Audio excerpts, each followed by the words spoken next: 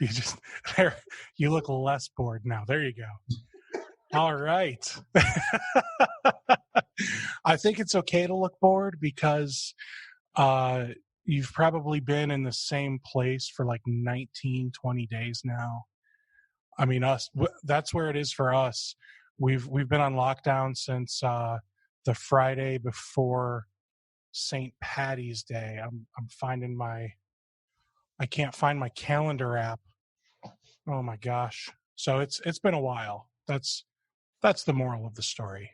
It's been a long while. So, Rob, how you doing, man? Yeah, very good. Thank you. Brian, how you doing, sir? I am hanging in there. Yeah? Yes. All right. So, we're all working from home. Yeah. Social distancing. Do you tell your family that you're not allowed in my office? Social distancing. Is that how it works?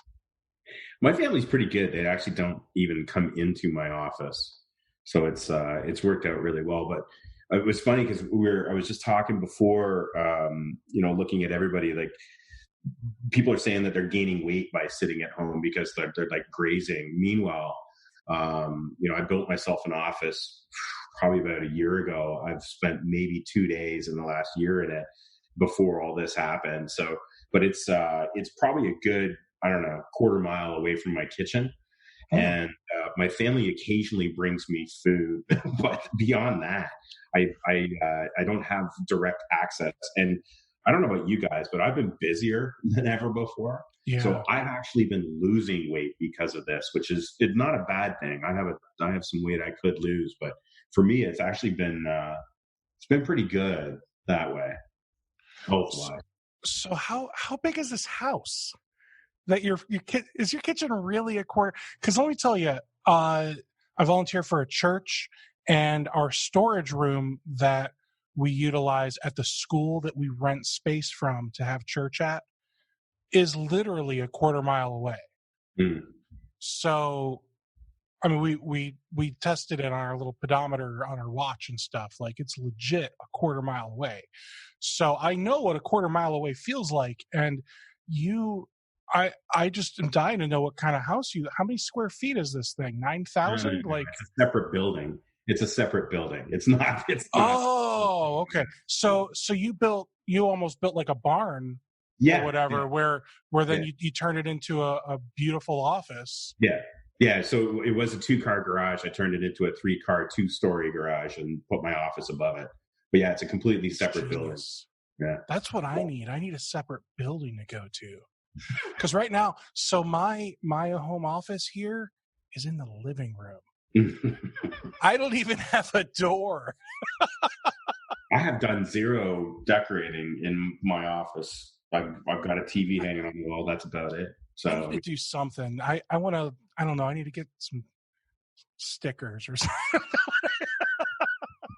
But if my son had it his way, I'd have all these pieces of art all over the wall of like Rudolph the Red-Nosed Reindeer that he just colored for me yesterday. Like, it's hysterical is what it is. Now, where are you based out of, Steve? Where are you geographically? I'm in the Cleveland area. Oh, nice. Okay. I'm in a nice little city called Medina. Everyone else would pronounce it Medina, but that's not how you say it. We've been doing virtual calls with a lot of obviously people, and those vendors that are down in Florida right now, as much as we want to curse Florida for spreading Corona right now, but they're all sitting outside, and it's like, man, that would be nice if we at least had the outside that we could go hang in. But it's 54 degrees. We're getting close. Yeah, still a little too cold for us. I know. You're central, aren't you, Brian? Central California? Yeah. Yeah, so you're not too warm yet either, right? We're 60s, 70s, so a little bit of a cold breeze, but we're, the midday is really nice with the sun out. Mm. So, and I'm actually at my office right now because my home internet connection isn't good enough to maintain a good video stream. So I made a special trip to the office today. Oh man. So I'm curious, Rob, what's changed with your business right now over at Datto with this whole coronavirus epidemic? Well, I think or maybe you don't, but my job and literally my team's job, we're called business development, and what our job is to literally travel to go and see partners, to go and run our own little events like partner summits, to discover DattoCon obviously is our big project, and trade shows that all the other vendors are doing, the distributors, all that type of stuff. So, our job is literally to go out and travel and shake hands and kiss babies. And of course, nobody's shaking hands or kissing babies anymore. So, my whole team is grounded right now. So we've been, I was joking off the top that I've never been busier, even though I haven't seen the inside of a plane in 3 weeks. Just trying to reach out to MSPs, to our partners. It's shifted away from, hey, have you seen this product? Have you seen this feature? To what's going on? How can we help you with business right now? Trying to get kind of like a state of the market, state of business, and trying to keep a pulse so that we can continue to help our partners, but also at the same time be an MSP only.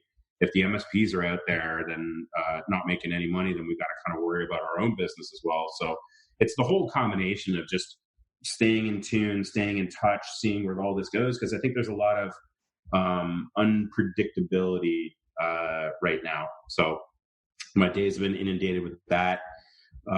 Getting our executive team out in front, having conversations with MSPs. We did a big webinar with our CEO, not to create some special deal or offer on product that you could use right now, but more just a state of the market. Have a really cool webinar coming up actually on Monday, where we are going to, we've actually, for our US MSPs, we've actually hired a firm that is specializing in these new, this new $2 trillion package that the government has come up with, right, for these small business loans and stuff like that. So we actually hired an agency to come in and explain and break it down and kind of simplify how the MSPs fit into this and what options are available for those businesses and stuff. So just real out of the box thinking on what do people need right now. And when I say people, I mean MSPs. What do you guys need right now, rather than us just calling and doing business as usual? So that's kind of been inundating my day lately. That's amazing. So you're gonna teach MSPs how this whole CARES Act and the what, Brian, you said a different one, PPP earlier. Yeah. Paycheck protection plan is what we've enrolled in. Yeah. Okay. Yeah, so we're doing. We've hired an outside firm to come in, and they're going to talk about both. They're going to basically simplify the message. They've gone through it. They're actually experts at it. They do like a weekly webinar on it, but this one is specifically for us. And actually, we're a white labeled invite so that MSPs can actually extend it to their end users. So all I'm doing is just holding the Zoom call, introduce people, letting them go. No sales pitch, no data talk, no what is your backup company doing for you now. It literally is just in talking to our partners, like, what does an MSP need right now? Well, this 886-page document just came out and I don't quite understand it. And maybe you don't have an account that can explain it to you. This is kind of some of the stuff that we're doing in an effort to help. And let's be honest, I mean, it's such a new document. Can the accountant even explain it to you yet? Like, your local small mom pop accounting firm. Yeah, I would bet not. I don't know how you went around the or how you've applied for the payroll piece of it, Brian. But what I'm finding is, there's a lot to digest, and it takes a long time. Not only that, but even worse is that it's changing day by day. I don't know if you heard the rumor this morning, but for the SBAs, the small business loans, it's first come, first serve, and they expect that it's all going to be doled out by end of day tomorrow, and which is not true. But that's when people start to panic a little bit and then start worrying, am I behind? And then what happens if you fill the application in wrong and all those types of things. It's just there's so much complexity, and again, it changes every single day. So, Brian, do you have anything to add to any of that? Yeah. I mean, I've got my application in already, but I don't think the banks are allowed to submit them until Friday. Really? And I have a lucky situation where my business manager that handles a lot of aspects for our company is actually married to someone at our bank. So we're kind of on the inside, track there, and got early in on at least in their list. I'm really looking forward to hopefully being able to take advantage of that, because that would relieve a lot of pressure. But it is moving so fast, and it's really all about reaching out to the professionals out there that really understand this the best, which is why I'm glad to hear Rob and Dado are helping the industry with that. Looking forward to seeing what Dado can help us with there. Now, what about your end users? Are you? It's not really part of our jobs or part of your job, but I'm a bunch of it. Actually started with, hey, MSPs, here's what I want to do, and the MSPs came back and said, yeah, that's great, but can we invite our end users? And I'm like, do you want to? And they're like similarly to us, we're trying to provide as much value to you guys as possible. You're trying to provide as much value to your end users, even if it's not IT related. I'm assuming that's of interest, or you're doing some of that? Yeah, in fact, during this time, one of the opportunities I'm finding is the opportunity to help build relationships with our clients just beyond our normal service offering, essentially kind of what you explained Dado is trying to do with the MSP industry. And so I'm doing blog posts now. The last one we did was about the whole, getting our clients ready to work from home, the checklist, and how we're approaching that. I'm actually working on a blog post today where I want to go into more like tips, tips for working from home and tips to stay healthy. And then, even touch on this CARES Act, where I'm pulling some resources. The U.S. Chamber of Commerce had a nice PDF they released that gave a high overview, but I would definitely see value in being able to invite my clients to this type of thing as well, or even send them a link to a recorded webinar at the very least of what was discussed. I'll have that for you on Monday. So we're going to record that session and then give it to our partners to be able to. Yep. So, Rob, how knowledgeable would you say you are with the CARES Act? And I ask just because I feel like you've probably been inundated since you're putting all this together. Here's the beautiful part, Steve, is that I just bring the smart people to the table and then talk to them about stuff and trigger questions like that. I'm not insinuating that you do the same thing I do, but basically that's about it. So I've got. That is exactly what I do, Rob. Exactly. I am a big dummy. That's it, man. Like I know nothing about this, and to be honest, I scheduled myself for a couple of these webinars to go and watch them. The problem is that when they're using GoToMeeting, and GoToMeeting's got 1,000 person cap on it, or at least that what they had limited. So there's like a lot of these webinars I'm too late because there's so many people that are coming to it. We for ours, we're using a Zoom account. I've got up to 3,000 for my Zoom account that we're going to be using for this, and we're actually started pricing out to see if maybe we should jump it to the next level, which by the way is 10,000, or at least that's what they're telling us. And then you start thinking, well, let's just get it recorded and send it out. But yeah. So I haven't had a chance really to dig in to it too much, but fortunately we found some guys. And see, this is the great part. I'm dumb as a post, and if I don't understand it, I'm not afraid to turn around and go, can you explain that a little bit better to me? Because explain it to me like I'm a 5-year-old. So I don't hesitate to have people kind of redo that, and that's kind of where I see my role is. If these guys start going down the accountant, it's too complicated and strange hole, I can at least pull it back a little bit and go, I'm sorry, 5 words or less, and use like not so big syllable words. So when is it that you're doing this? Monday at 2 p.m. Eastern Standard Time. You can get the deets datto.com to get registered for it. Highly recommend you show up about 10 minutes early before they shut off registration. Again, I am not talking about Datto. I'm not going to give you any special offer or anything along those lines. I'm not going to be giving out free RMM or anything along those lines. It literally is bringing this accounting firm based out of New Jersey who we have done some work with. They actually do understand the MSP space quite well. And we're actually not just doing this for the US, we're actually doing this worldwide. So next week we'll have one for Canada, Australia, New Zealand, the UK, Ireland. We're starting to work on the Netherlands. So because each of the governments are coming out with one type of package. So we are finding experts within those regions.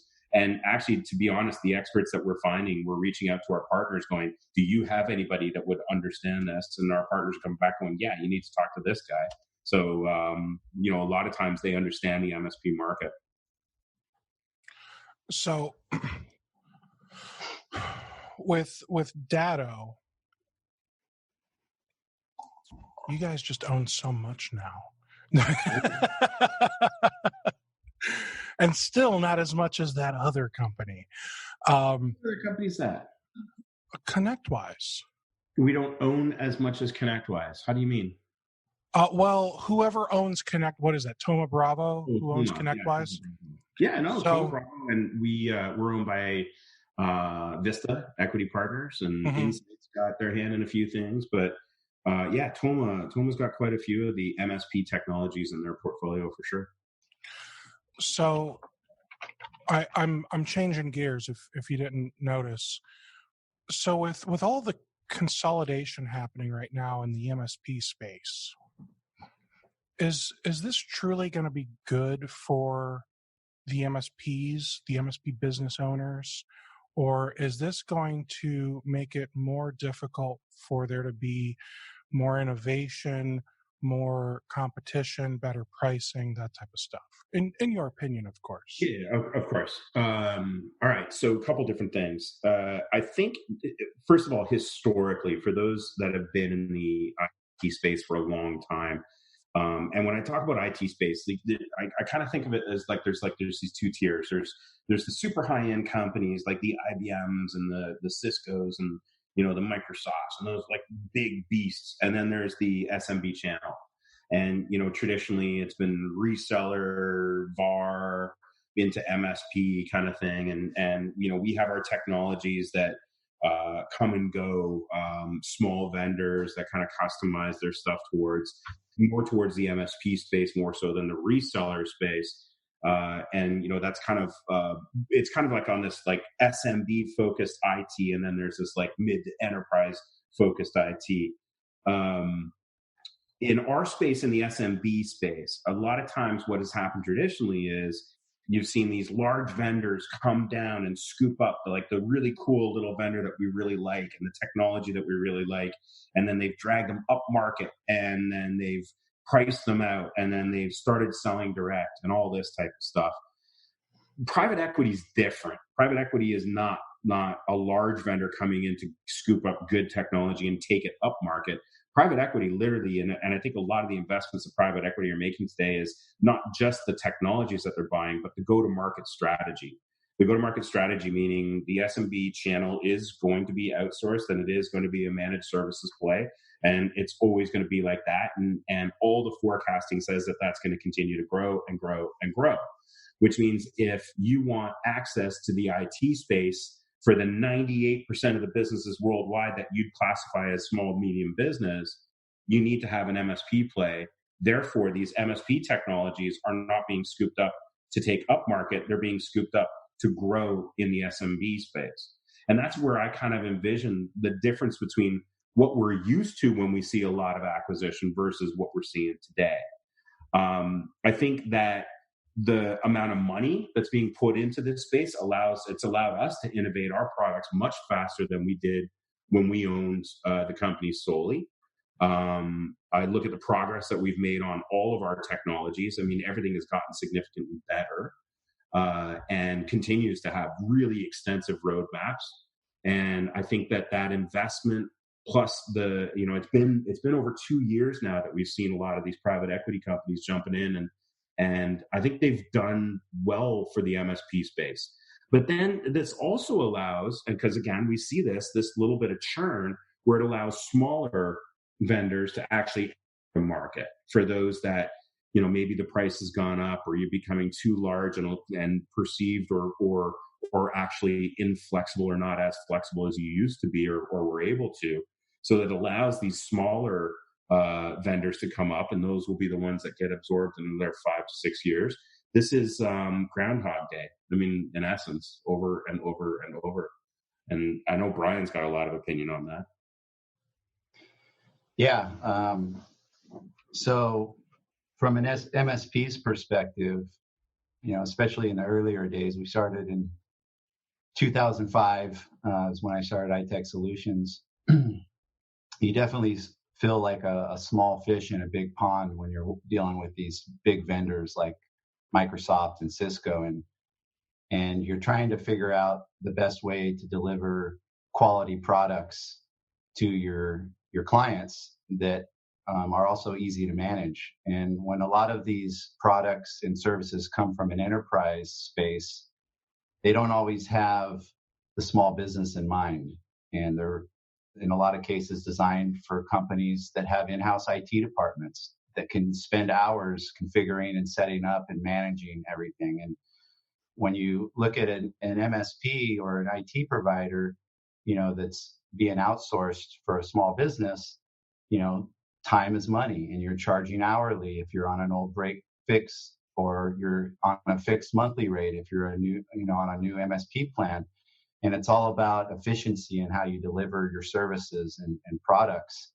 And there's also a whole another gamut of this whole multi-tenant environment that you have and need to manage. And, so for me, as I started researching more and more, this was about 2015. It took me about 10 years. We were developing a lot of our products in-house. I had a web development department. So we had our own PSA, homegrown, password manager, all this stuff. And we kind of outgrew our own products and realized, wow, there's a lot of great products already out there. I started going to events. I went to Autotask Community Live, DattoCon, and I realized there's this whole industry serving MSPs that's helping bridge that gap and help deliver enterprise level tools that are easier to manage, deploy, maintain to the SMB. And I think the bigger piece that I really enjoyed is they were willing to listen to us, like as a community, and take our input to help improve their products. Whereas if I go to someone like Microsoft with feature requests, if I'm not a big enterprise player, it's really hard for me to get my voice heard. And so that's one of the things that's really helped, our MSP, and I've seen help a lot of other MSPs, is partnerships with our vendors. Ultimately, I see myself being as successful as my tools are that I'm using to manage my clients, especially now that there's a ton of SaaS products that I'm using. And for me to be able to give feedback on how we can improve those tools and make them easier for me to use and more efficient, and see that, in a quicker pace, right? When you have these private equities coming in and investing money in this space, they see the growth that allows them to develop their products and their roadmaps faster. It gives me hope that, even if I keep the same amount of clients, I'm going to be delivering services more efficiently to them and ultimately upping my profit just with the change in my workflows with the added benefits of these tools, ultimately. So one of the things I find so interesting. So I'm gonna say that I think the MSP industry, when we look at private equity firms, there's three big players. There's Thoma Bravo, there's Vista, and there's Insight. Are there others that I'm not aware of, Rob, that are really buying up into the market? I would suggest that, there's a few others that are not coming to mind right now. But Okay. there are definitely, and you think about the different technologies that are out there serving the SMB space, and MSP specifically. I would suggest that most of them are probably owned by private equity. There's definitely a few that are still independent, but Sure. even prior to all this COVID stuff, like the market's hot, right? Real hot. So that's where a lot of private equity companies were trying to get in. So like if I look at Insight Partners, their portfolio includes companies like, and here's where it gets confusing. So it looks like they have a piece of SolarWinds and so does Vista. Or maybe I just don't understand how this works. But I mean, Insight has, SolarWinds, they've got Acronis, Parallels, TeamViewer, and then they've got things like Newegg and Automatic, the company that runs WordPress. Like they are literally all over the place. I think they might be the same one that owns or runs or whatever Kaseya. And then there's Vista, which is who owns Datto, and they also, I thought I was going to see SolarWinds in here, but I think that's Thoma Bravo, and I misspoke. Thoma Bravo has SolarWinds, but they also have ConnectWise and Continuum. So is that going to create, like, when we look at just Thoma Bravo, is that going to create some kind of like conflict of interest? Or because I know a lot of people are like up in arms right now, specifically about some of those companies, because they're all getting bought up, and it seems like things might get merged. People complain that some of the staffing is no longer around, and people complain that in their eyes the quality of service isn't as good as it used to be, or in their eyes things just aren't getting upgraded and invested into like you would expect private equity to do. Like, what's your response to people that say that, especially the social media warriors who say it and never post anything to, I don't know, back it up? Yeah, I think there's a couple of things, and again, I can only speak to what my experience has been working with Datto. And when I joined Datto, we were, I don't know, 50 some odd employees. We're over 1,900 now, just over 1,900, and that's been growing like crazy since the acquisition. Which, this is not new. This has actually been going on for a couple of years now. So, for I think a lot of what we're seeing is that these vendors, and ourselves included, we've grown significantly. And that's not just ourselves as far as the number of staff that we've got, but it also is the number of partners that we serve and then the markets that we serve. Scalability is probably one of the more difficult things that we deal with as vendors, because all of a sudden our support team's doing really well in answering calls, and then all of a sudden we close a lot more business because there's a lot more MSPs, or because more MSPs have found you. So now all of a sudden we're getting more support calls, which means you have to hire more support staff. But then those support staff aren't as good as the core team that you got. Therefore, there's going to be, bumps, these cyclical bumps every couple of months. And then, you go through this massive growth phase. You then catch up as far as getting them implemented and set up, and everybody's happy, and support is answering the calls. But if anything falls off, God, it's got to be private equity's fault, and or they just don't care about us. And I think that's probably it's probably unfair.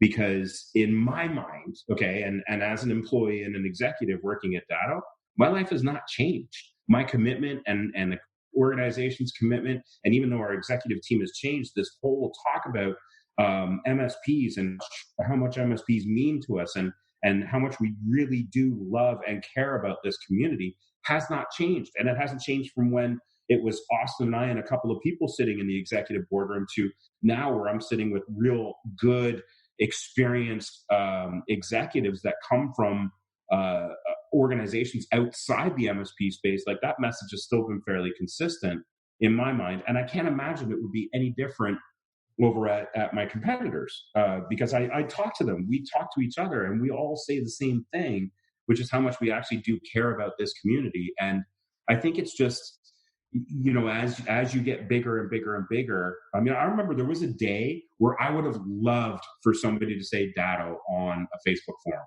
Loved it, because we were such a small company, and oh my God, somebody said Datto today. I remember when I brought my first ASCII award back to Datto in 2013, and Austin's like, "Wow, this is great. We have to have a party. We won an award." And then all of a sudden you're winning 100 awards, and all of a sudden you're getting mentioned 100 times a day on Facebook. It's not all going to be good all the time, and you kind of have to go through those things. What's funny for me is that when MSPs they'll jump on there and they'll be like, they don't care. But then all of a sudden their end user says something about them, and they're like, how could they possibly think that we're this bad of a company and that we don't care? And then it's like, it's all kind of like, it's all kind of cyclical. I'll call Brian out on this, and I'll get him to comment, and I'll call Brian out because Brian is actually a member of our partner advisory board, and we've known each other for a number of years. And he's participated in a lot of things that we do, but he's been pre-Vista Datto and post-Vista Datto, and I would love to see what his opinion is on the difference. Go for it, man. Yeah. So, I mean, mergers in general, I think it's the uncertainty that everyone's worried about, is like, what changes are going to happen and how are those going to affect me, and when you get comfortable with a relationship with a vendor, and then you hear about a merger or acquisition, you're worried about the aspects you like about that vendor changing, and it's interesting because I actually joined Autotask before Datto, and even was using Open Mesh products before Datto bought Open Mesh. So I was using all these vendors separately before they even merged together. But I would say what I noticed with the merger is that they had similar cultures. They had different products. Datto was more of a sell-through company. Autotask was more of a sell-to company. So that was merging that is always going to be a challenge, any growing pains with that. But I never once felt like they didn't care about me as an MSP and didn't care about my opinion. And I think that was probably the biggest thing, is like, it's hard, I've got an ego, everyone's got an ego, but you kind of have to get over your ego and just understand that it's all about communication, right? And even with my clients, 9 times out of 10, when we've got a client upset with us, the first thing it does is affect your ego. And you're like, we're not like that. How could they say that about us? And the client's probably on the other side saying, how can they treat us this way? And it literally comes down to a communication issue that happened. And so the one thing that I try to do with all of my vendors that I spend a lot of money with or rely on heavily is keep open line of communications, and even go as far as trying to get on their partner advisory boards so that my voice can be louder, and it's time. It's an investment of time, really. And I find that typically when people are unhappy with any vendor, it's something that's small that happened that somehow, snowballed into something bigger, and they really never put the time into trying to solve it or fix it. It's just they got emotional about it and let their emotions kind of take them away. And so I've stepped up for Datto many times online. I've been trolled for being a Datto fanboy. And you get trolled, Brian. Hard you get trolled. All I'm trying to do is help both people in the matter. Like, hey, Datto does care about you. Don't think they don't care about you. Like, give them a chance. They will make this right, And I don't know, man. If you spend like under $1,000 a month, Datto might not care. No, that's not true. That is totally not true. Of course we care. And I think everybody just kind of assumes that we're this big bad company that only care about our top 20% of customers. And that isn't fair, because our top 20% of our customers at one point was a sub 1,000 per month MRR. And in my mind, when I'm out and I'm seeing partners, or if I see them on Facebook, I don't know how much money you make. I don't know whether you're a one-man shop or a 100-man shop. I want to just make everybody happy. And I think that's kind of the same approach that you guys and MSPs all take to their own businesses. Nobody wants anybody unhappy with us, and we all think that we're doing the best that we possibly can do. I'll admit, like, we have made mistakes. We absolutely have made mistakes. We've hired bad. I've come across some really crappy things that some of our guys have said on the phone to an MSP once, or in an email. And guess what? They probably don't work with us anymore, because, we all hire crappy, and, it's something just part of you have to deal with. And I think as we all scale and get bigger, it's just more of that nonsense. And I know, Brian, God bless you, man, for the abuse you take on behalf of my company sometimes. I appreciate what you're doing, but there's one guy out there that basically every post that mentions us says we suck, and I can't fight him on it, because somebody made a promise to him a couple of years ago, and that person didn't have the ability or the power to make that promise, and we couldn't follow through on that promise. And he's right. We do suck sometimes. And I think as long as we learn from that and make sure that we don't do those kinds of things again, I mean, that's what we can continue to learn. I appreciate you stepping up, Brian. I appreciate all our partners stepping up, but it's I can understand why somebody thinks that our organization, and I know our competitors deal with it, sometimes we're just a big bad faceless organization that doesn't give a crap about anything but bottom line. And that's fair sometimes, it's unfair other times, and we genuinely are all in this together, kind of stuff. So I feel like the dust has settled. It's long settled since the acquisition. Yeah. And the mergers and all that, because when you guys were acquired by Vista, what was that like? Okay, we're being acquired by Vista and we're merging with Autotask all in one fell swoop, or was there stages to this? It was all done at the same time. And just because some people don't necessarily understand M&A, how long were you aware that this was taking place before Datto announced anything? Oh man. So I not. I probably found out I probably found out the same time that the rest of the market did, Really? including our partners. It's something. You hear rumors all the time about different backroom deals, things that are happening that never come to fruition. Look at the Xerox HP stuff that's been going back and forth for the last little while now, and apparently that's all off now. And I'm sure both organizations wish that neither ever got mentioned in the first place. So,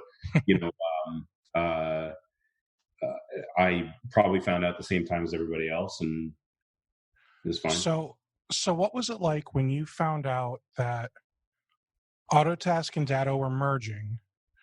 Datto is going to be the brand. The Autotask brand is basically kind of disappearing, other than it's the name of the PSA still. Yeah. And some Autotask people are leaving, and some Datto people are filling those roles. What was that like for you? Because, I mean, you kind of, as Datto kind of grew up in the industry, I'm sure you befriended a lot of those people. Absolutely. At Autotask, because you had to work closely with them with integrations and everything else. Yeah. Well, okay, so to be fair, there weren't any like mass layoffs or anything along those lines. Vista was, or Autotask was a Vista company. So they had been working together for quite a few years before we kind of came in, and they put these two products together, similar to what you're seeing in other places right now. So the people at Autotask were well-known entities within their portfolio, and some wonderful people. But of course, like, I think the most difficult part for any of us is if you've ever tried to acquire or merge your business, whether you're a small MSP or whether you're a large IT vendor. These things are not easy, and we did a number of acquisitions prior to this merger, and we made mistakes. Of course, we made mistakes, and you learn each time that you do it on how to get better and better and better at it. There was, in my mind, and completely my opinion, there was a mad amount of respect between our two organizations, amongst the vendor community as a whole that serves the MSP space. There is a very high level of respect for what we all do, including amongst competitors. And I think that when Datto, which was a fairly well-known entity on, as Brian mentioned, the sell-through products, whereas Autotask was a very well-known entity on the sell-to products, we both looked at this as an opportunity. We serve the same market, but we both looked at it as an opportunity to really take advantage of two great technologies coming together and making it even better, serving the same market, focused on the same market, and leveraging the best of the best from both organizations. We've obviously had a ton of change over the last couple of years since that, and some very well-known entities have come and gone from the organizations. But overall, from a strength perspective, we have more partners than ever before. We're continuing to grow and invest in the product. The RMM, the PSA are getting so much better because there's more engineers, there's more money being spent, there's more engineering talent and time being poured into it. Who wouldn't want that? If you're a senior engineer at Autotask and now all of a sudden you've got even more money and people to do things with, like, who doesn't want that for their product or for their baby? So, this was a good move for both organizations. As far as the Autotask brand, we looked at it, and like all organizations do, you look at the strength of your brand versus their brand in this market and that market and in this subset and that subset. And both brands were equally strong, very strong. Autotask had been around for quite a few additional years. So we maintain that brand, and we still maintain that brand. The PSA product is still called Autotask, and we have a couple other products that still are branded with the Autotask name attached to it. But which ones? Really, just didn't want to confuse the market. Well, okay. So I'm sorry. So you mean like the Datto RMM, which had the Autotask name, and then they had Autotask Workplace, I think it was called. Yep. And then Autotask Workplace, and the PSA is called Autotask. So you guys didn't rebrand Autotask Workplace as like Datto Workplace? No, it's still Autotask Workplace. At least that's what I still call it. Maybe it's changed. It is Datto Workplace. Ah! That's all right. It's hard to keep up. And the only reason I know that is I just went through and renamed all of my billing items to make sure they reflected the new name. So Brian, what about you? What were your thoughts when it was announced that Datto and Autotask are merging, and it seems as though Datto is kind of taking over all of the Autotask products, because you were a Datto and Autotask partner at that time. You still are. What was it like for you, the customer, seeing all this go down? So I already had good relationships with both vendors, and so I didn't have really a worry that things were going to go negatively or turn out negatively. My biggest concern was like, hey, what are you doing with the partner advisory boards? And I want to make sure I'm still on them. And ultimately, for me as an MSP, one of the struggles I have is just all the different vendors I work with. So having vendors come together that are like-minded only makes things easier for me. I don't have to spread my voice out as much. I can talk to a single vendor that I'm using literally all their products, and be able to voice my opinion and not have to be on so many different partner advisory boards. I think the thing that I've seen Datto and Autotask do that I really like is they're not just, they didn't just, it wasn't a private equity that just bought the brands and just let them run separately. They really came together and merged the culture together, and products even. We just got done talking about products that got renamed. And in my opinion, their roadmap when it comes to the private equity backing and kind of future growth isn't about just buying up all these companies and trying to find something in a new space that they don't own yet. It's really about taking their core products that they have now and investing money in improving those and advancing the roadmaps faster. And that's one of the reasons I feel kind of lucky that I fell into, I was using all these vendors and they all just kind of came together, and now they're all working together to make their products even better, versus other situations where I see it's just kind of a grab on as many companies as they can get. And then a lot of times they'll buy a company and just let it run itself still. It's just under that name now.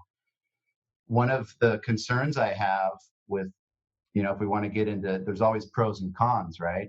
One of the concerns I have when you look at all of these buy-ups, mergers, and acquisitions is my product's not talking or playing together nicely anymore, because you have two competitors that own the products, right? And are they going to work together? And what I've noticed, and I'm sure this is only going to strengthen through the recent COVID-19 outbreak, but over the past couple of years, with all the cybersecurity threat concerns and the change in landscape there, I've noticed a lot of these vendors come together and be more willing to work together. And I see APIs being further advanced and opened up so that we can get our products to talk to each other better, even though they're direct competitors. So I think what it comes down to is that no matter what type of vendor that's in this space, they rely on MSPs like us to be successful. And if MSPs like us can make sure we're voicing our opinion, constructive criticism on what we need, ultimately they're going to follow and listen because they want to be successful. They're not buying up companies left and right to make our lives harder. They're seeing it as an investment opportunity, and they want that investment to grow. And ultimately, our input is going to help them make that investment grow, right? If we're happy, we're going to want to continue using their products and recommending them. So that's kind of a long answer to the the question, but my experience specifically with the Datto and Autotask was very good. And I've seen my business go from, we were doing just under $1 million back in 2016, and now we're at 1.8 million, just through the use of a lot of these products Datto has to offer, and even other products in the MSP space. I think that's awesome. I love hearing that, Brian. I'm glad we could be a part of that. I think the going back to the integration part of it and this whole open ecosystem thing, that's probably, Steve, one of the biggest things that I remember. I remember sitting there with Austin McCord at we now have Autotask, and we have a phenomenal relationship with ConnectWise. As a matter of fact, at the time, most of our partner base, not most, but I would say that if you took a look at our partner base, we were more ConnectWise users than we were Autotask users. And I'm like, oh man, like, what are we going to do here? Because, as time goes on, like, you have to make a decision. Like, are we going to let them come to DattoCon? Are we going to declare war and go after them? Are we going to try to bundle things together and come out with bundled pricing? If you use this, you get this. And it was split second decision was no. Like what we need to do is we need to come up with the best products for this space and let the MSPs choose. And if part of the decision-making process is whether you integrate nicely with my RMM because I'm not using yours, or my PSA because I'm not using yours, or your backup, I'm not using yours. If part of the decision is how nice you play with the companies that I do like working with, then we need to be honest about that. And we need to be able to continue to work together on that. And I think prior to, and I'm not taking credit by any means for it, but I think prior to this, when these are all up and coming companies, it's easy to throw mud at each other. I remember way back in the early days of PSA technologies, how the vendors and the CEOs of these vendors would just do open letters back and forth to each other.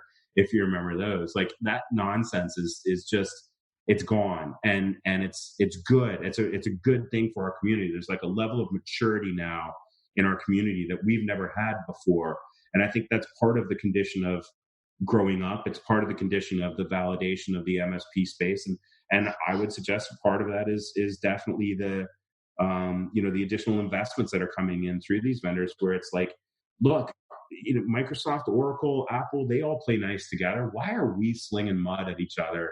And why are we doing it and who suffers the most is the champ. So let's just stop the nonsense. Let's grow up. Let's work together on this stuff. And at the end of the day, let the MSP choose whether they like the color blue or the color green, and may the best person win. But I think as we all become more and more diverse, and you listed off what equity companies own which products, like we have to integrate with each other. Otherwise, we all lose. Absolutely. I love it, man.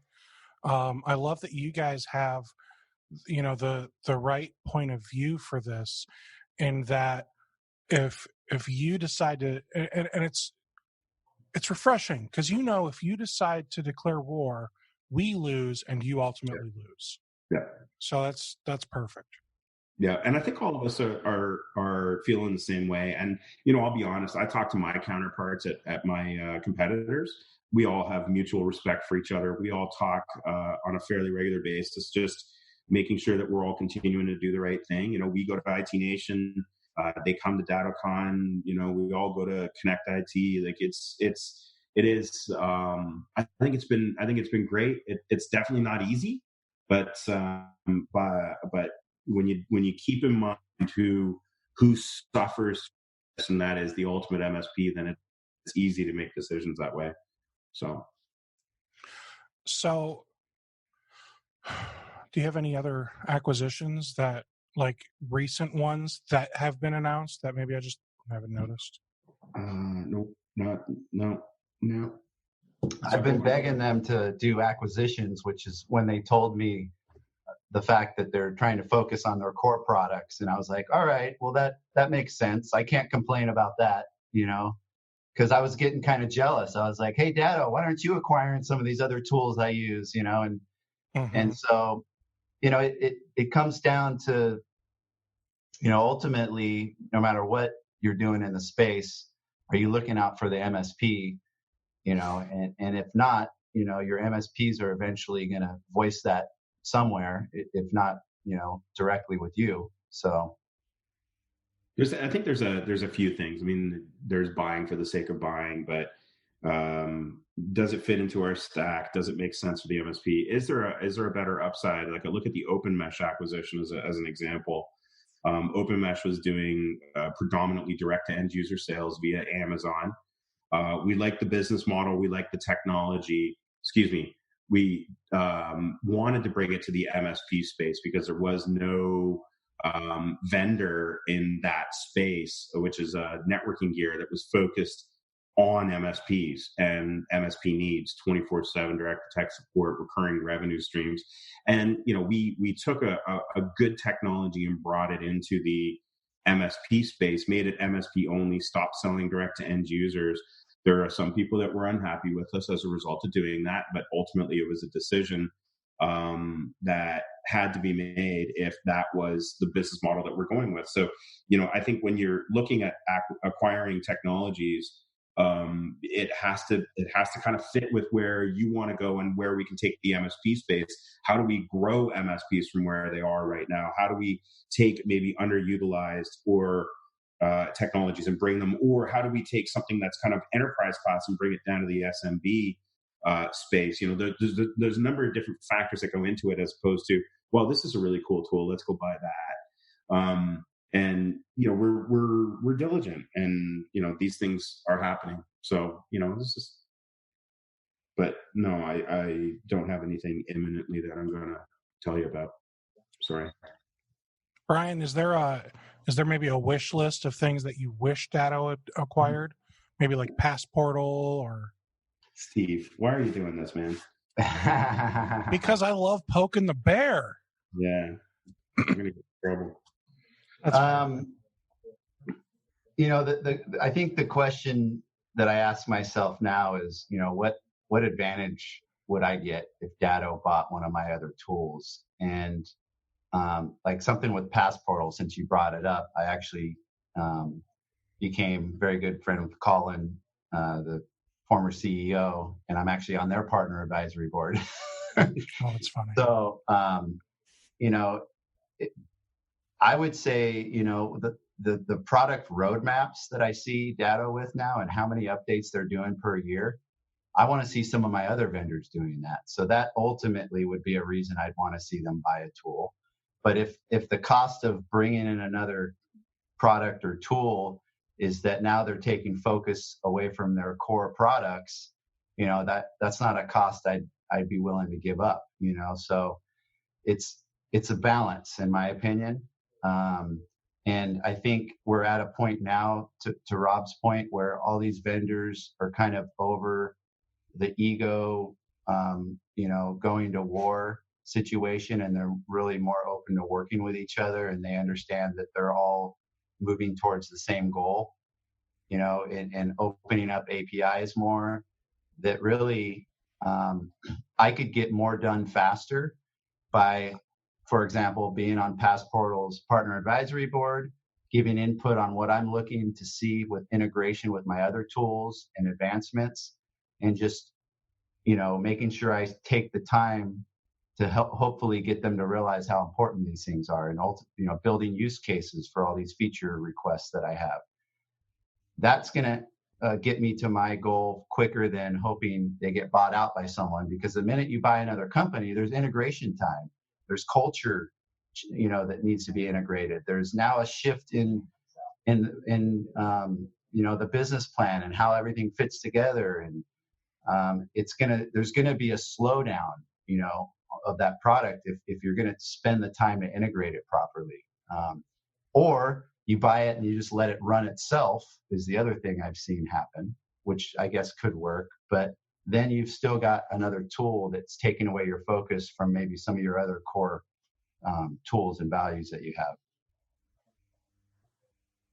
I think it's also important to note that, and I know, Brian, you proactively work with your vendors and want to sit on their advisory boards, and it gives you a lot of insight into things that normally in the relationship of an MSP wouldn't have with their vendors. And I've learned a lot from you and the rest of our advisory board members as a result. But I think it's important to note that you don't have to be on the advisory board in order to get what you want from these vendors. And I can speak for Datto, but I know my competitors all feel the same way, that if you just share with us kind of what you want, a lot of times we can get these things done. It's not, and a lot of it is feature requests, and there's a lot of factors that go into why something is chosen or not chosen, why something is developed or not developed, that go well beyond the scope of my ability to articulate it. But I think communication is absolutely key, and just putting that desire out there. And I am seeing, like, we're all growing, we're all investing in our technologies, hardening our technologies was one of the things that we focused on a lot this year. And just keep feedback. Like, we call you guys partners for a reason. Like, it is in our minds, you guys are partners with us. You're not customers, you're not clients. We literally think it's a partnership. Share with us what it is that you want, and as partners, we'll do our best to get those things done. So, excuse me. I'm gonna change gears again. Brian, you are not only a huge Datto guy. Like, I swear, you might get like $1 every time you say something about Datto. That's my conclusion I've come to. But you're also a big Microsoft guy. So much so that I almost wonder if there's something wrong. Because you talk so much about Microsoft Teams that I think I know more about Teams than I need to. Let's clarify this before you jump into the Microsoft thing.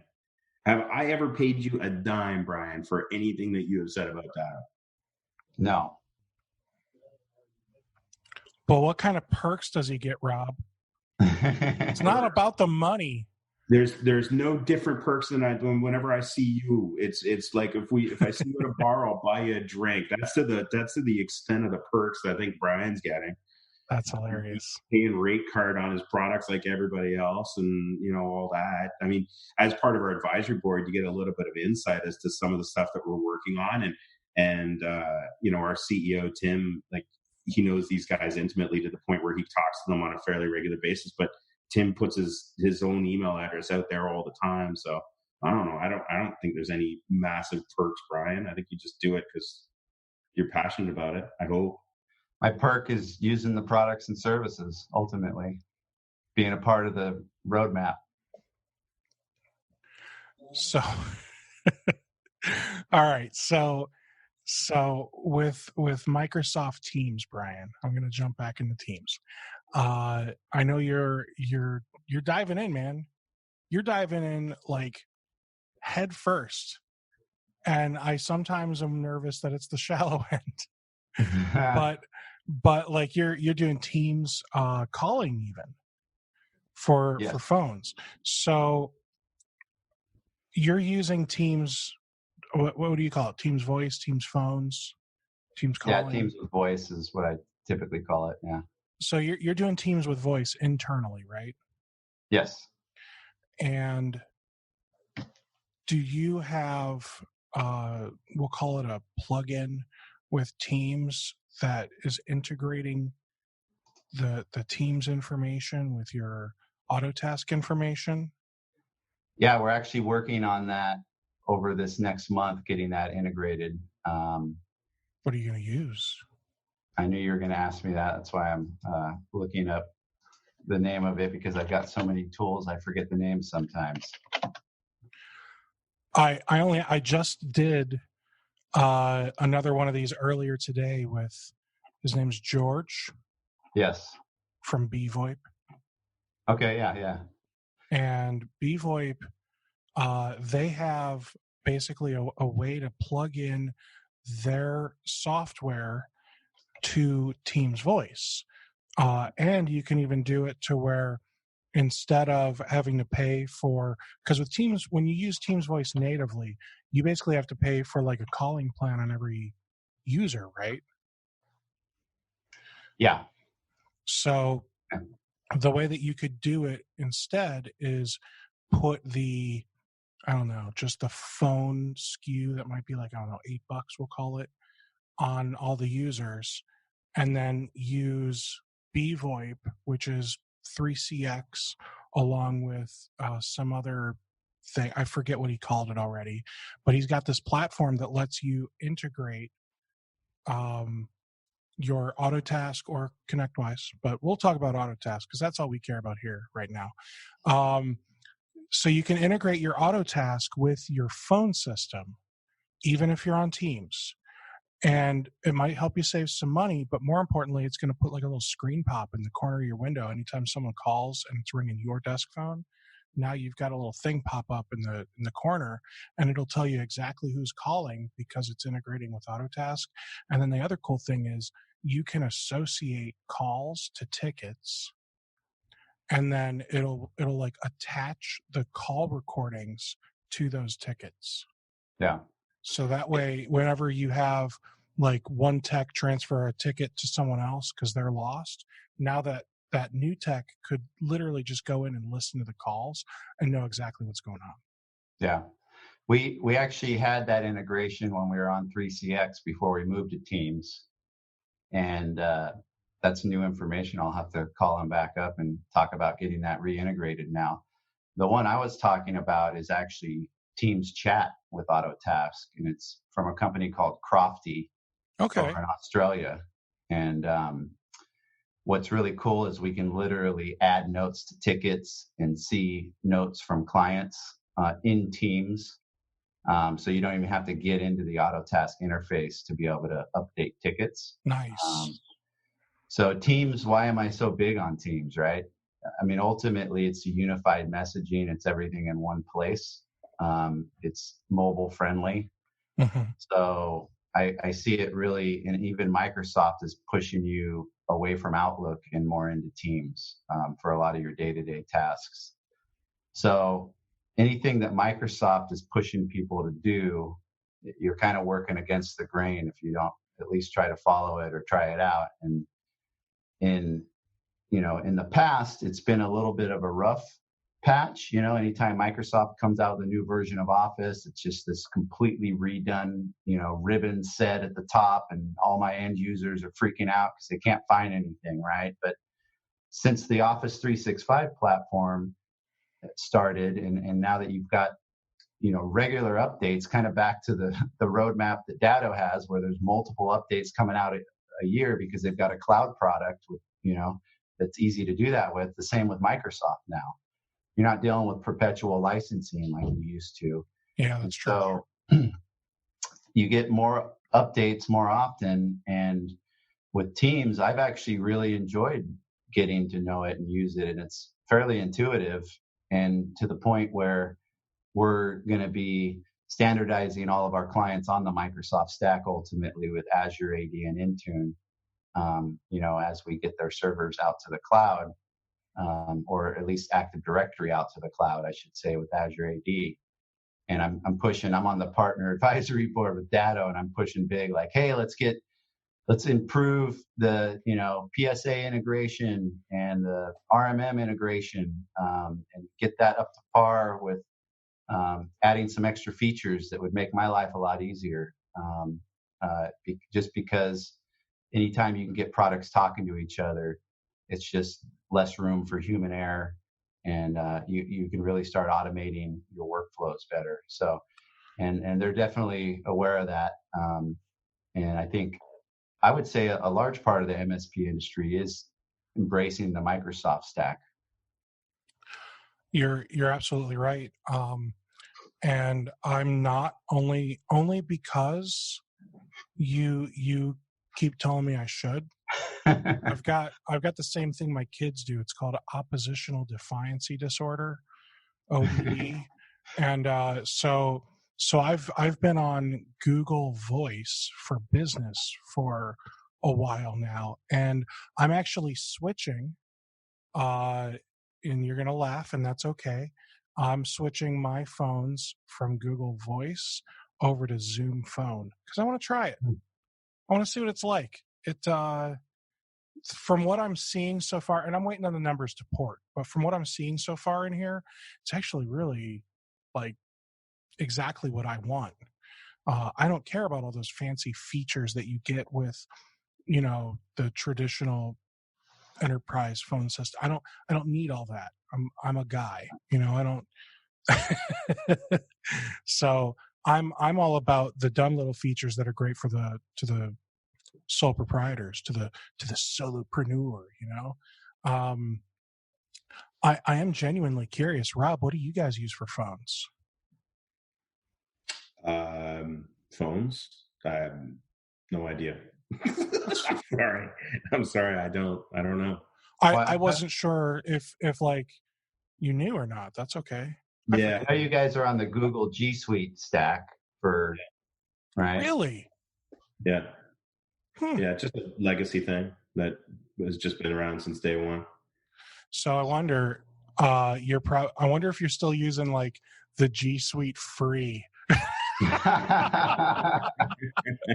Like all 1,900 people, we're on the G Suite free. Yeah. We're grandfathered in. Like, you know what? I'm sorry. I don't get involved in those decisions. And to be honest, as long as it turns on every morning, that's all I really care about. Okay, that's fair. This is just a guess from remembering the office. You guys on Cisco phones for VoIP? No, I don't. Does that ring a bell? No, not Cisco. Okay. I don't know. I can find out, but we're getting too techie for Rob. Yeah. You just went a little bit over. It's okay. So let's bring it back down. Rob, are you still doing what? Not right now, because obviously things are happening to prevent us from going out and doing things like getting rid of kids. So are you still going out and setting servers on fire and things like that, trying to wow people? Yeah. Everything is virtual now, but yeah, just still spreading out the good word. We've been growing a lot. Like a lot of my focus actually for 2020 was in a lot of the European markets that were heavily underserved by business continuity. If you look at the MSP model, like the whole recurring revenue, you have your own stack, you go into your end user, and that's the stack that you've got. Like that model has not been adopted worldwide, only because other markets are slower at that adoption. I would say the US is pretty good and got a good handle on it. And actually, I think if there's any good news stories around this whole COVID pandemic is, I think recurring revenue is one of the things that's going to save us. And when I say us, I mean the MSP community, is the fact that we've got partners under contract or your end users under contract that the per month fee for the services that they're paying, that they're actually seeing massive value in IT and what IT do, especially through something like this versus I look at, say, the 2008 recession that kind of came on in the States practically overnight, and a lot of businesses were annihilated, projects were canceled, bills weren't paid, that kind of thing. So,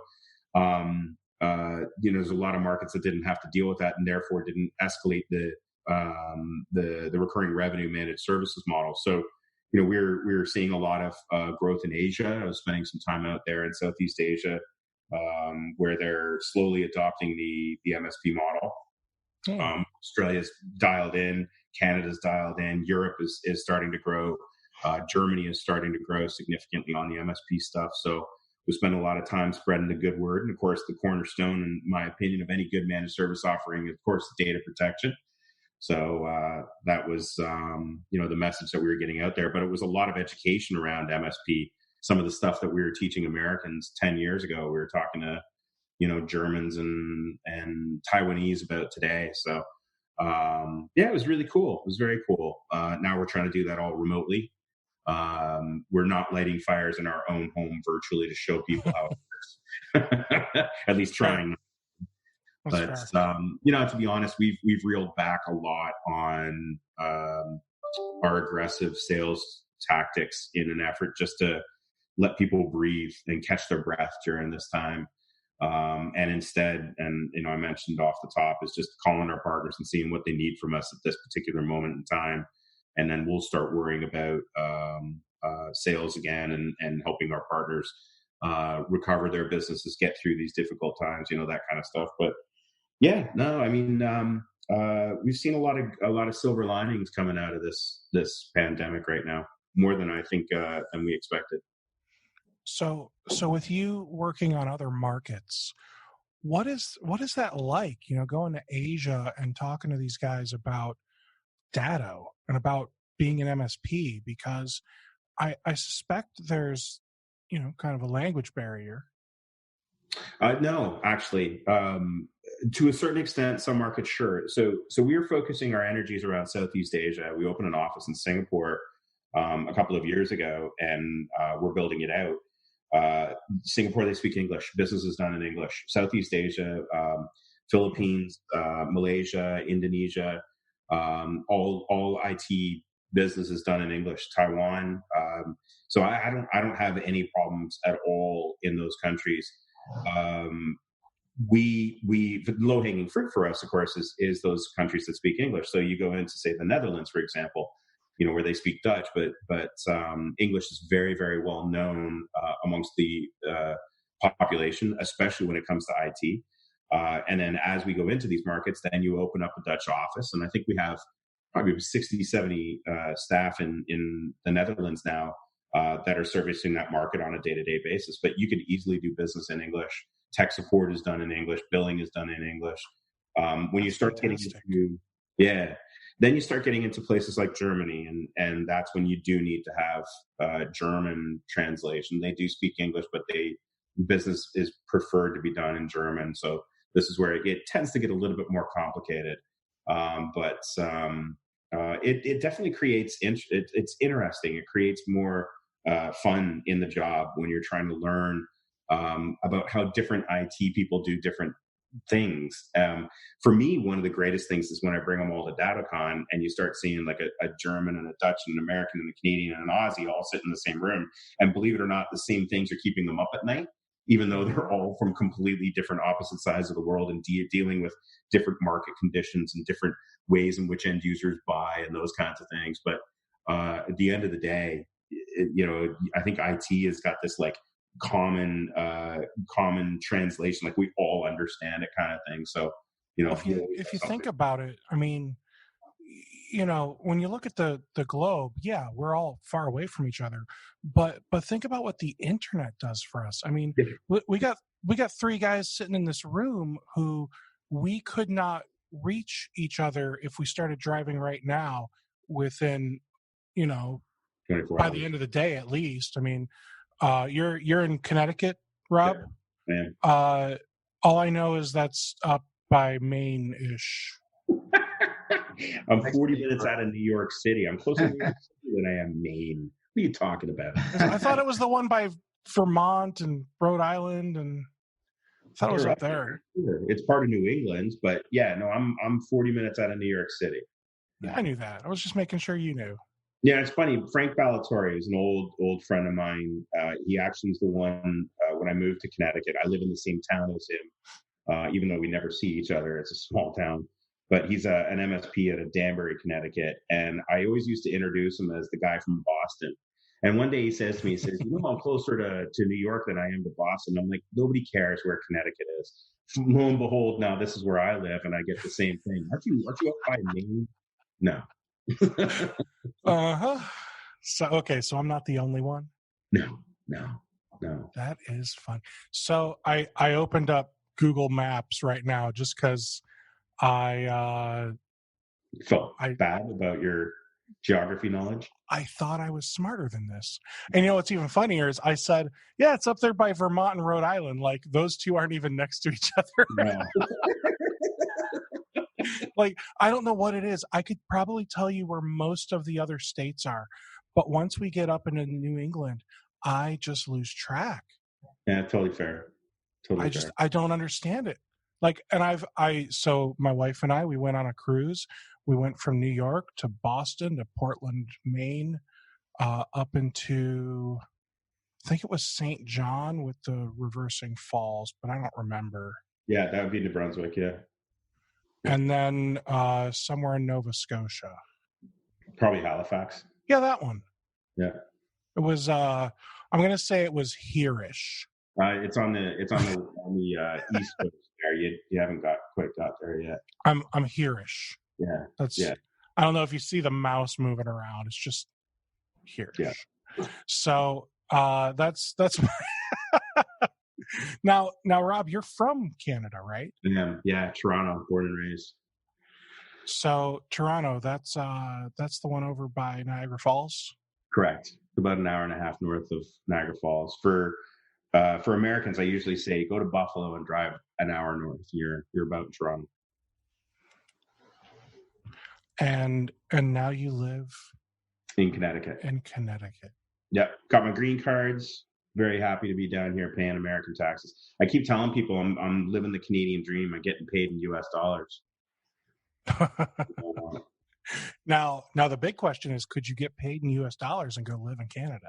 Yeah, that would be interesting, but no, they tend to frown on that. So Now, when you say they, do you mean the people you work for or the governments? No, it would be the governments. No, I'm not asking you to like dodge taxes. I mean, I am asking you to properly claim everything. I just know that, the American dollar, if I recall, that goes kind of a long way in Canada, right?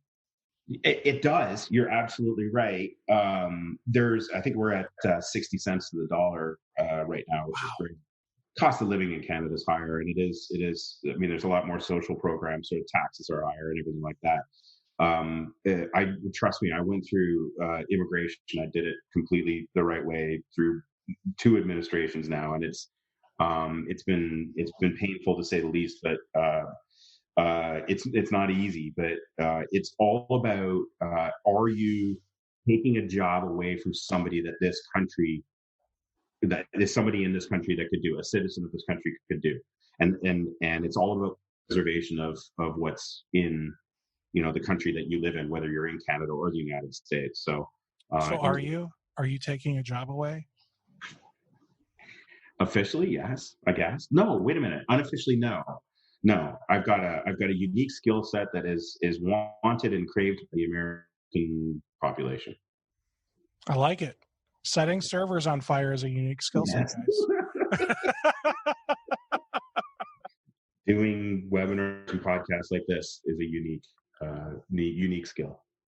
So, and I'm not trying to get into politics, but I gotta say a joke. When you came down here, and then we had the administration change, and then you hear all these Americans are like, "I'm moving to Canada." For you, it would have been really easy to just go back. Mm-hmm. So how easy is it for an American to go live and work in Canada? No, apparently my understanding is that it is significantly harder to actually make the other way, to go the other way. And I think it's dude, you asked a real open-ended, loaded question here. I know. And again, it's opinion. It is. Yeah. And I'm very respectful that I love this country. I love Canada too. Don't get me wrong. The United States is a phenomenal country full of phenomenal people. It's been a dream of mine to work and live and be part of the U.S. Regardless. Has it really? Oh, yeah, absolutely. Ever since I was a child, it's just always been. It's a great country. It is a great country, and I'll defend it all day long because the opportunities that you get down here, and it's based on size, purely on size. Canada is the same population as California. It's a tenth of the size of the United States. So your opportunities are somewhat limited. I absolutely love my home country, but I absolutely love being down here and working with Americans. Americans are my favorite people. They are, phenomenal. Crazy sometimes, but everybody is. But no, I love it. But I'm also extremely careful. I'm a permanent resident, and I'm very respectful of that. I am not a citizen, so I don't have the right to vote. And if I don't have the right to vote, I don't have the right to express my opinion on who you choose and why you choose them. So I'm just glad to be here, regardless of what you guys do. Are you working on citizenship? Is that? Yeah, it takes time. Sure. So once you get your permanent immigration, which is your green card, it takes another 5 years before you can apply for citizenship. So. Okay. And once you get citizenship, then you can vote. You can vote, yes. And you could even run for some offices, not president. Correct. I think you can run for office, but in order to be president, you have to be born in the United States. Yes, natural born, yes. Very interesting. Not really. Rob Ray for mayor, guys. That's what he's working on. Absolutely not. No. I'm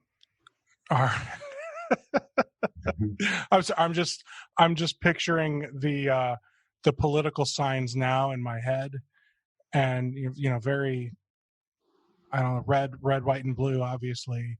We have a Rob Ray in Canada who's a very prominent figure in politics and not very well liked. So I do not want to carry that forth into your country. So But well, thank you. Thank you. Brian, I'm sorry. I've kind of kept talking and directing all these questions over at Rob. Brian, what's it like living in a state that you can smoke weed whenever you want? You can do that in Canada, by the way.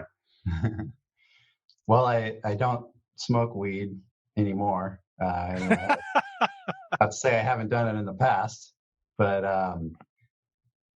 it's interesting. I mean, there's a lot of tax benefits there that we're getting a lot of good tax money from that industry. You know, it's one of the most booming industries right now. In fact, I was given a talk a few months ago at a chamber Good Morning Slow, they call it, event, and the guy that got up right before me had a dispensary, and he's talking about how it's the fastest growing industry right now. Mm-hmm. Right. And then I got up afterwards to talk about cybersecurity. And I said, you know, just like marijuana, this is also a very fast growing industry with these, you know, cybersecurity criminals out there that are making an arm and a leg. And it's literally an industry. And so it's kind of a funny take. But California, you know, it's got its pros and cons. The quality of life is great. Taxes are expensive. Cost of living is expensive.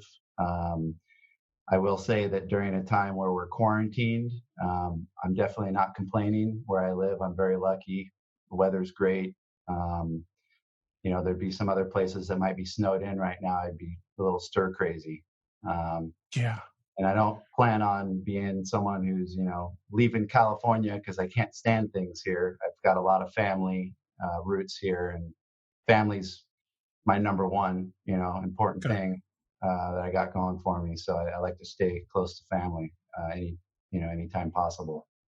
Well, thankfully here, you know, it's high 50s today. So my wife took the kids out for a hike, and that's why it's been so peaceful. And I don't want it to ever end. However, it is going to end. In fact, they're on their way back. So so I think now is a great time for us to kind of wrap this up. Brian, is there anything that you want to add?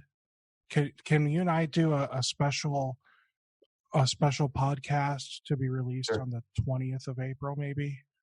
Yeah. I mean, I think that one was right for both of you. For what now? I said the 20th of April, 420. Oh, 420. Yes. Neither of us got it. Yeah. No. And you know, the funniest thing is I have never done drugs in my life. And that's not me trying to set myself up for a positive presidential run, because I don't want it. But no, I've never tried it. But when they legalize it in Ohio, I am going to eat a brownie, darn it. I'd say, you know, kind of getting back to just what we're all going through in the industry with this COVID-19 outbreak. It's, you know, what I'm doing to really help me through it is just taking it a day at a time. I'm reaching out to the MSP community and my vendors and taking advantage of webinars and resources they're offering and learning what I can to make strategic moves. Because I think during a time like this, it's about evaluating the parts of your business that, you know, you may be going away or you may be losing money with, and trying to replace those with opportunities, you know, turning challenges into opportunities, and, you know, being there for our clients, using this as an opportunity to rebuild relationships with our clients. Mm-hmm. And yeah, just try not to get wrapped up in the fear, you know, turn off the news and understand we're all here for each other. We're all in this together, right? And we're going to get through this for sure. The news, I think, is what's going to be the death of us, not the coronavirus. What about you, Rob? You got anything you want to add? I think it's going to be the news and social media that are going to be the death of us, because there's so much out there right now. I can't digest it fast enough. And yeah, No, man, I'm looking forward to getting back out on the road, and it's been hard for me personally because I'm used to the face-to-face contact, and as human beings, we're pack animals. We like running with our groups, and right now we don't have the ability to do that. So I'm looking forward to getting out there, and once we get through all the awkwardness of being in the same room and get a couple drinks and us shaking hands and kissing babies again. So we'll hopefully resume back to normal at some point in time. But no, I'm excited about, it's been, I've been able to pursue a bunch of different projects that I've wanted to do for a while, and explore some ideas around helping MSPs that again have kind of been on the back burner, that now I've got the time and the capacity to actually run with. So super excited about that. And don't miss the webinar, the webinar we're doing on Monday to talk about the small business loans and the payroll assistance that's going on, that each of the governments worldwide are dealing with right now, not just the American one. And I do want to throw this up. So if you go to Datto's website, right up here on the top, Datto's commitment to MSPs during this pandemic, you just scroll down a little bit right here. Here's where you can register for this event. All right, guys. So for you to be able to register, and even if you run out of space, you'll record this and send out a link to everyone that registered, right? Correct. Yeah, we are recording it, and we will send it out to MSPs that want it, and we'll make it on demand on our website as well. Can I make a special request for a question? Yeah, absolutely. I'm curious to know what this can do, because I've had a few people say to me, this doesn't do me any good. I have shitty credit. So is there anything that those guys can do? Because it sounds like, if anything, you're getting a free $10,000 from the government. So the question is, what options are available if you don't have good credit? Yeah. I would love to be able to help some of my members out who have said something like that to me. If it doesn't come up during the normal course of conversation, I will be sure to bring it up for you, sir. Thanks, Rob. My pleasure. All right. Well, hey, thanks so much for doing this, guys. I really appreciate it. I know that you're probably getting stir crazy just being stuck at home, but at least we can do, Zoom or whatever kind of video conference to at least be able to interface with other people. Teams. Yeah, or Slack, or FaceTime, or literally anything other than Teams. All right. Thanks so much, guys. Thank you very much. Appreciate it. Good to see you again.